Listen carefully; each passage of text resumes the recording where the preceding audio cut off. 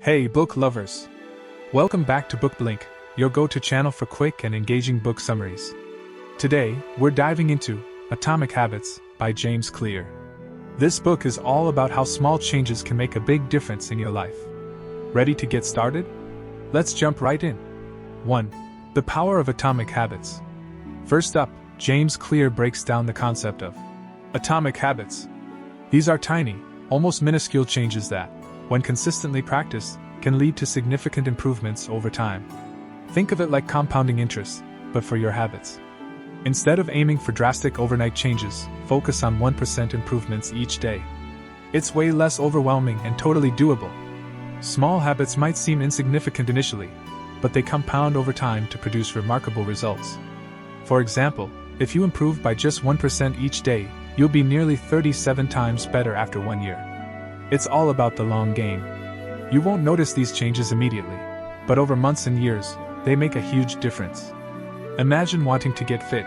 Instead of trying to overhaul your entire lifestyle, you start with a simple habit like doing 10 push-ups a day. Over time, this small effort becomes a full workout routine.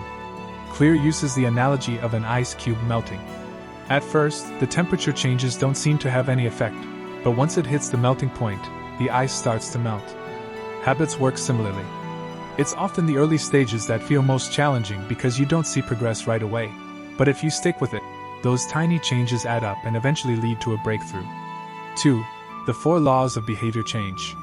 Clear introduces the 4 laws of behavior change, which are crucial for building good habits and breaking bad ones. They are: make it obvious, make it attractive, make it easy, make it satisfying. These laws form the backbone of developing new habits. By following these steps, you set yourself up for success. Make it obvious means designing your environment so that the cues for your habits are visible. For instance, if you want to drink more water, place water bottles around your house where you can see them. Make it attractive involves linking the habit to something you already enjoy. If you love watching TV, only allow yourself to watch your favorite show while you're exercising. Make it easy is about reducing friction. The easier a habit is to start, the more likely you are to do it. Lay out your workout clothes the night before if you plan to exercise in the morning.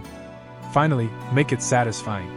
We repeat behaviors that make us feel good, so find ways to make your habits rewarding. Use a habit tracker to give yourself a visual cue of your progress, and a little dopamine hit every time you check off a day. 3. Cue, craving, response, reward. The habit loop. According to Clear, every habit follows a loop: cue, craving, response, and reward. Understanding this loop can help you identify the triggers of your habits and how to tweak them. Cue is the trigger that initiates the habit. It could be a time of day, an emotion, or a specific location. Craving is the motivational force behind the habit. It's what makes you want to act on the cue. Response is the actual habit you perform, the action you take. Reward is the benefit you gain from the habit, satisfying your craving and reinforcing the loop. For example, if you want to start running, make your running shoes visible. Cue, think about the endorphin rush. Craving, go for a run. Response, and enjoy a post-run smoothie. Reward. Recognizing these elements helps you create new habits or adjust existing ones. If you're trying to stop a bad habit, identify the cue and try to eliminate it or replace it with a different response that offers a similar reward. 4. Environment design. Your environment plays a huge role in shaping your habits. Clear suggests designing your space to make good habits easier and bad habits harder. Want to read more? Leave books around your house, on the coffee table, by your bed, or even in the bathroom. By making books readily available and visible, you're more likely to pick one up and start reading. Conversely, trying to cut down on junk food? Keep it out of sight. Store unhealthy snacks in hard-to-reach places or don't buy them at all. Changing your environment can also mean altering your social environment. Surround yourself with people who have the habits you want to develop. If you want to get fit, hang out with friends who enjoy working out. Their habits will influence you positively. Small changes in your surroundings can lead to big changes in behavior. Move your phone charger across the room to discourage late-night scrolling or set up a designated workspace to increase productivity when working from home. 5. The 2-minute rule. The 2-minute rule is a game changer. Clear advises starting any new habit by doing it for just 2 minutes. Want to start meditating? Meditate for 2 minutes. Interested in journaling? Write for 2 minutes. The idea is to make the habit so easy that you can't say no. This makes starting so much easier and helps you overcome initial resistance. This rule works because the most challenging part of building a new habit is often just getting started. By setting the bar low, you eliminate the intimidation factor and build momentum. Once you're in motion, it's much easier to keep going. Often, you'll find that 2 minutes can easily turn into 5 or 10 because starting is the hardest part. Plus, it's easy to stick to. Consistency is more important than intensity when you're building new habits. By keeping the initial commitment small, you make it more likely that you'll follow through every day. 6. Identity-based habits. This is all about shifting your focus from outcomes to identity. Instead of saying, "I want to run a marathon," say, "I am a runner." This change in mindset can be powerful because it aligns your habits with your identity, making them more sustainable in the long run. When your actions are consistent with your self-image, you're more likely to stick with them. Clear explains that every action you take is a vote for the type of person you want to become. If you write every day, you're voting to become a writer. If you exercise regularly, you're voting to become a fit person. The more you repeat a behavior, the more you reinforce the identity associated with it. Focusing on identity rather than outcomes helps you stay motivated and persistent. It's not about achieving a specific goal and then stopping. It's about becoming the kind of person who naturally engages in those behaviors. 7. The plateau of latent potential. Clear talks about the plateau of latent potential, which is that frustrating period where you don't see immediate results from your efforts. But don't give up. Progress isn't always linear. This concept explains why many people give up on their habits. They expect linear progress and become disheartened when they don't see immediate results. However, change often happens in a nonlinear fashion. Those small, consistent actions are building up, and eventually, you'll experience a breakthrough. Patience is key here. Understand that the most significant changes often come after a period of little visible progress.